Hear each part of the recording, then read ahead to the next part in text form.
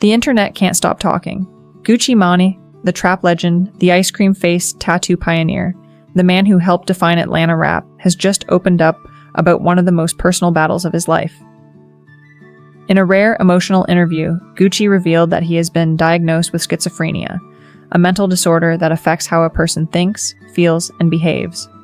For years, fans saw Gucci as unshakable, a man who turned prison time into success, who came back healthier, sharper, and stronger. But behind the fame, behind the diamond chains and million-dollar verses, he says there were moments of silence so heavy it scared him. "I was seeing things differently," Gucci admitted. "Sometimes I couldn't tell what was real or not." And that's when it hit him. Fame doesn't protect you from mental illness. This revelation stunned fans and fellow artists alike. It wasn't just about Gucci anymore. It was about how mental health is handled in hip-hop and how rarely men, especially black men, speak up about these struggles. Gucci didn't sit in that interview alone. Beside him was his wife, Crazier, who has been his biggest support system through the highs and lows. She opened up about what it's like living with someone battling schizophrenia, the emotional roller coaster, the moments of fear, and the strength it takes to love someone through it all. "When he's having a hard day, I remind him who he is," she said softly. "I remind him he's Gucci Mane, not just the artist, but the man I love." Their bond, tested through prison, fame, and now mental health challenges, has only grown stronger. Keisha talked about learning to understand his triggers, making sure his environment stays peaceful, keeping stress away, and reminding him that it's okay to take a break. It's rare to see this level of transparency in celebrity relationships, and fans are calling it the definition of real love. Gucci's story isn't all recovery and calm. It's a daily fight. He described moments when the world felt distant, when he'd be surrounded by people but still felt alone. Moments where he questioned his own thoughts, afraid to tell anyone what he was going through. Schizophrenia is often misunderstood. It's not just about hearing voices. It's about battling perception, emotion, and reality all at once. And for someone constantly in the public eye, it becomes even harder.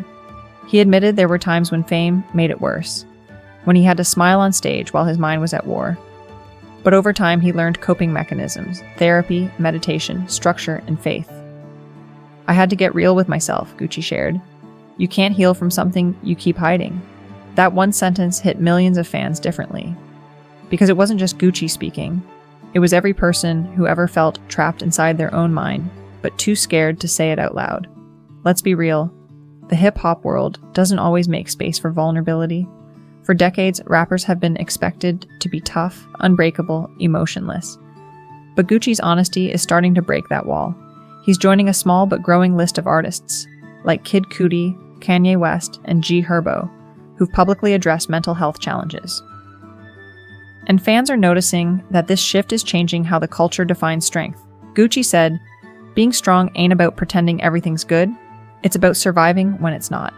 Those words are already being quoted across social media, turning into a kind of mantra for fans who look up to him. Experts say this level of openness from a rapper, as influential as Gucci Mane, could inspire more men in the community to seek help without shame.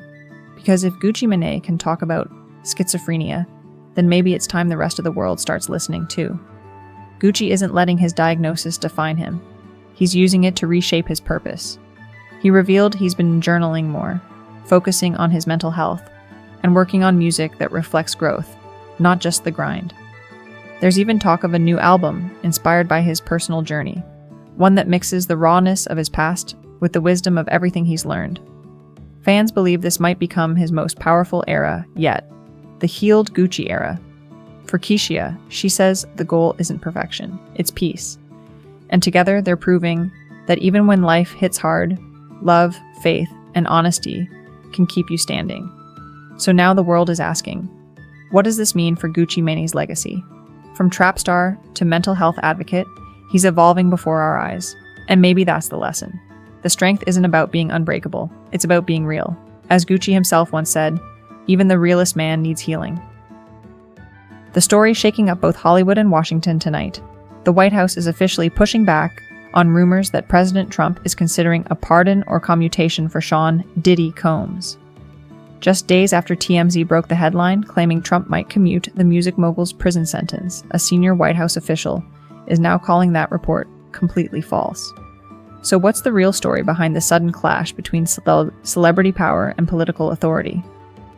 On Monday, TMZ published a bold report suggesting that President Trump was vacillating on whether to reduce or commute Diddy's prison sentence, possibly as soon as this week.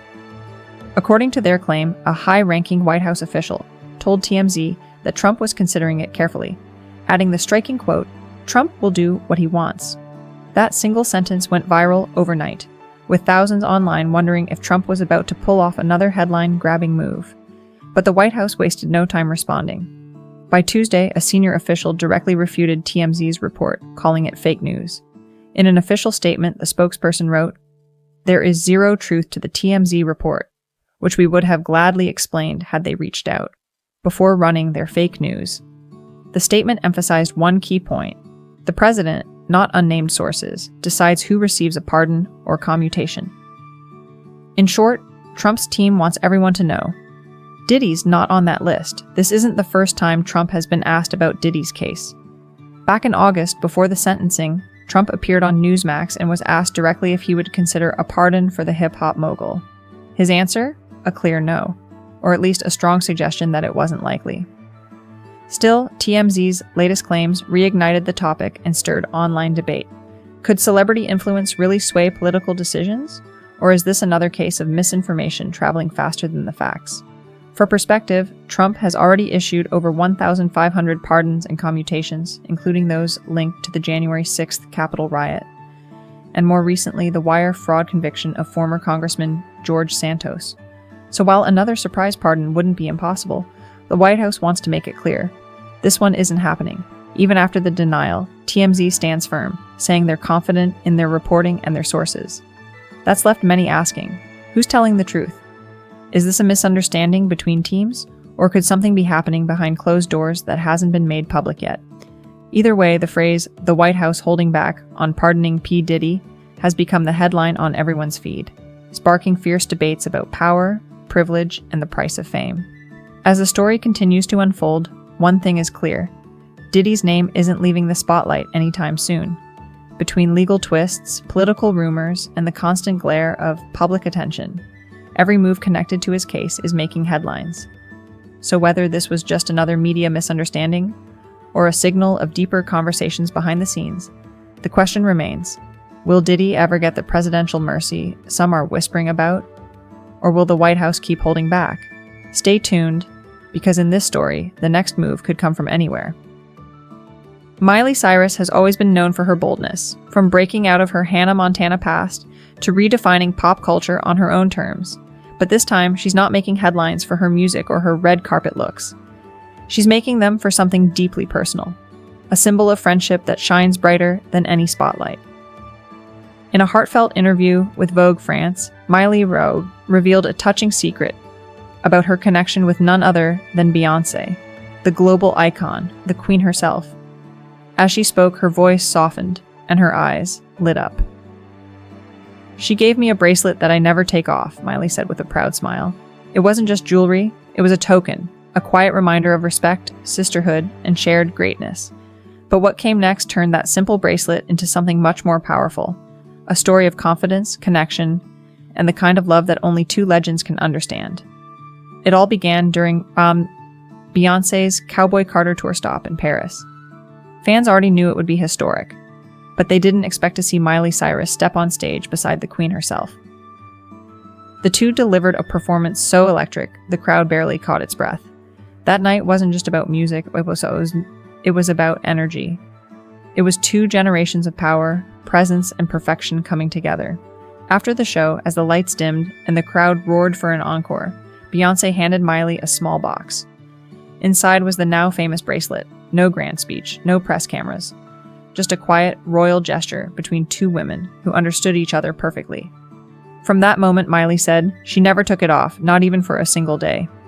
To most people, it's just a shiny accessory. But to Miley, that bracelet became her armor. In her Vogue interview, she laughed softly and said, "If someone tells me I'm wrong, or that I messed up, I just look at them and go, well, you know what? Beyoncé gave me this bracelet. Look, it's more than a joke, it's a statement. It's her way of saying, I'm seen. I'm valued. I'm enough. In an industry where criticism can be louder than applause, that one gift became her shield.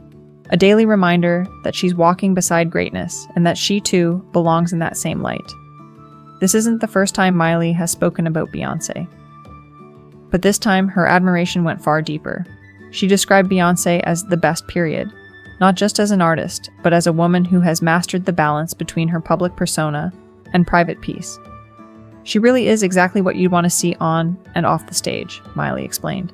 The way she moves, the way she speaks, the calm she carries. It's royal. That's what drew Miley closer to her. Not just the fame or the music, but the quiet confidence that Beyoncé wears like a crown. A confidence Miley has learned to embrace for herself, piece by piece. Beyond music, Miley opened up about her love for fashion, but not the kind you find in glossy magazines. She admires people who dress from the heart, who express themselves without knowing or caring what's in style. It's like music, she said. You can love it without knowing what it's about. And true to her word, she's been doing exactly that. At the 2024 Grammys, she wore a stunning custom John Galliano piece held together by 14,000 safety pins. A bold, chaotic, yet perfectly balanced masterpiece that screamed freedom. Each pin, each shimmer, each detail, it all echoed the same message as Beyoncé's bracelet. Confidence, artistry, identity. The Vogue France November 2025 issue crowned this new era for Miley. In the photo shoot, she paid homage to old Hollywood. Elegant curls, dramatic lighting, and gowns that whispered luxury and legacy. But behind that glamour was a woman who had found peace. She wasn't trying to fit in anymore. She wasn't chasing trends. She was the trend. She said it best. I've always been who I wanted to be. And now I want to be the reference. What? The mood board. It's fearless. It's unapologetic. It's Miley stepping into her divine feminine power, with a bracelet from Beyoncé as her reminder of how far she's come. At its core, this story isn't about fashion or fame. It's about two women, two powerhouses, who see themselves in each other. It's about Beyoncé, the queen who lifts others without saying a word. And it's about Miley, the rebel who's learned that softness can coexist with strength. Their bond is proof that in a world built on competition, connection still wins. And sometimes a small bracelet can carry more meaning than 1,000 awards. So what do you think? Is this friendship just a sweet exchange between two icons? Or is it the start of a powerful sisterhood reshaping the way we see women in music? For millions of rock fans around the world, this isn't just a tour announcement. It's about what? It's a resurrection. After years of silence, Jon Bon Jovi is officially hitting the road again. And this time, it means more than ever. The upcoming Forever Tour marks the band's first full-scale return since John's career-changing surgery in 2022. The same surgery that nearly silenced one of the most recognizable voices in rock. 4 nights at Madison Square Garden. A comeback that starts in New York and echoes across Edinburgh, Dublin, and London. But behind the glittering lights and roaring crowds lies a story of pain, patience, and pure perseverance. Back in 2022, the rock world held its breath. Jon Bon Jovi, the voice behind Livin' on a Prayer and It's My Life, revealed something unthinkable. One of his vocal cords was atrophying, weakening, to the point where performing became almost impossible. It wasn't just a sore throat or vocal fatigue. It was a life-altering diagnosis for a man whose entire identity was built around his voice. He underwent major surgery, one rarely performed on mainstream rock vocalists. And when the operation was over, the future was uncertain. Would he ever sound the same again? Would he ever step on stage again? The months that followed weren't glamorous. While the world moved on, Jon stayed behind closed doors, working, healing, and rebuilding from scratch. For the first time in decades, the rock icon had to relearn how to sing. Every note, every breath, every tone. He spent countless hours in vocal therapy, retraining his muscles, and facing the haunting possibility that the voice that once shook arenas might never return. But as he later said in interviews, it wasn't just about singing again. It was about finding my voice again, in every sense. Through it all, the Bon Jovi bandmates stood by his side. No drama, no replacements, no press spectacles, just brotherhood, forged in decades of shared tours, backstage laughs, and heartbreaks. Jon spoke openly about how much the band's support meant during those dark months. He said it reminded him why they started in the first place, not for fame or glory, but for connection. When he finally told them he was ready to sing again, it wasn't met with hesitation. It was met with tears, applause, and quiet belief. While John focused on recovery, the band poured their energy into something new, their 16th studio album, simply titled Forever. Released in 2024, it wasn't just another rock record. It was a memoir in music, filled with themes of gratitude, endurance, and the fragile beauty of survival. Fans could hear it in every lyric, every chord. This wasn't the Bon Jovi of the 80s chasing nostalgia. This was a man reborn, older, wiser, and deeply grateful for every note he could still hit. John even said, "That album wasn't just music.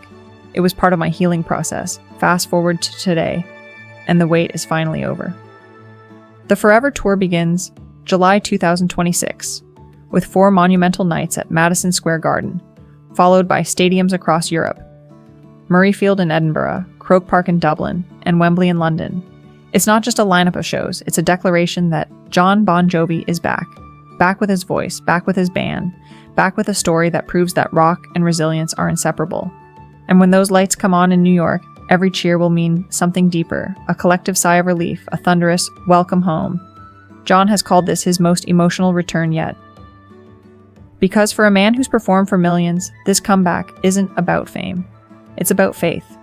Faith in recovery, faith in brotherhood, faith in the music that carried him through silence. When asked what fans can expect, John simply smiled and said, "The hits will be there, the lights will be there, but most importantly, the voice will be there again too." And just like that, the legend who once sang, "It's my life," has proven once again. It really is. So, what do you think? Is this the most powerful comeback in rock history? Can John Bon Jovi's voice still command the same magic after everything he's been through? Let us know in the comments below. Right here, where every story hits from the heart. Brandy shocked fans across the nation after walking off stage mid-performance during the Boy Is Mine tour with Monica. Yes, the same song that made them icons in 1998 just became the center of a new controversy.